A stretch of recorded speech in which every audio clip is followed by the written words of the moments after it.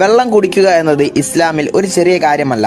കാരണം വെള്ളം കുടിക്കുന്നതിലൂടെ നമുക്ക് 6 സുന്നത്തുകളുടെ പ്രതിഫലം നേടാൻ സാധിക്കും. ഒന്ന്, വലത് കൈകൊണ്ട് കുടിക്കുക. ഇന്നത്തെ കാലത്ത് നമ്മളിൽ പലരും ചെയ്തു വരുന്ന തെറ്റാണ് ഇടത് കൈകൊണ്ട് വെള്ളം കുടിക്കുക എന്നത്. ഹോട്ടലിലും കുടുംബങ്ങളുടെ വീട്ടിലും കല്യാണ വീട്ടിലും പോയാൽ മറ്റുള്ളവർ എന്ത് കരുതുമെന്ന് കരുതി ഇടത് കൈകൊണ്ട് വെള്ളം കുടിക്കും. ചിലർ സ്വന്തം വീട്ടിൽ നിന്ന് വരെ ഇടത് കൈകൊണ്ടേ കുടിക്കൂ. ഗ്ലാസ്സിൽ കുറച്ച് ഭക്ഷണമാവും എന്ന് കരുതി ഇടത് കൈകൊണ്ട് വെള്ളം കുടിക്കുന്നവർ മനസ്സിലാക്കുക, നിങ്ങൾ വലത് കൈകൊണ്ട് കുടിക്കാതിരിക്കുമ്പോൾ ഒരു സുന്നത്തിന്റെ പ്രതിഫലമാണ് നിങ്ങൾ അവിടെ കളയുന്നത്. 2, ഇരുന്ന് കുടിക്കുക. നിന്ന് വെള്ളം കുടിക്കുക എന്നത് പലർക്കും ഒരു ശീലമായി കഴിഞ്ഞു. ഇരിക്കാനുള്ള സാഹചര്യം ഉണ്ടായിട്ടും ഇരിക്കാതെ വേഗം നിന്ന് കുടിച്ചു പോകുന്നവരുണ്ട്. അങ്ങനെയുള്ള ആളുകൾ ശ്രദ്ധിക്കുക. ആദ്യം വീട്ടിൽ നിന്ന് ഇരുന്ന് വെള്ളം കുടിച്ച് ശീലിക്കുക. ആ ശീലം എവിടെ നിന്ന് വെള്ളം കുടിക്കുമ്പോഴും ഇരുന്ന് കുടിക്കാൻ നിങ്ങളെ സഹായിക്കും. 3, ബിസ്മി ചൊല്ലി വെള്ളം കുടിക്കുക. എല്ലാവരിലും കണ്ടുവരുന്ന ഒരു കാര്യമാണ് ബിസ്മി ചൊല്ലാതെ വെള്ളം കുടിക്കുക എന്നത്.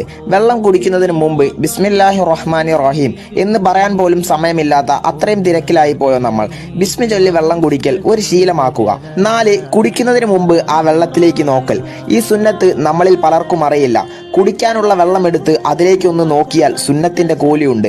പലരും ഇത് അറിയാത്തത് കൊണ്ട് ചെയ്യാറില്ല. വെള്ളത്തിലേക്കുള്ള ഒരു നോട്ടം കൊണ്ട് വരെ നിങ്ങൾക്ക് പ്രതിഫലം ലഭിക്കുമെങ്കിൽ അത് നിങ്ങൾ നഷ്ടപ്പെടുത്തരുത്. 5, വെള്ളം കുടിക്കുമ്പോൾ 3 ഇറക്കായി കുടിക്കുക.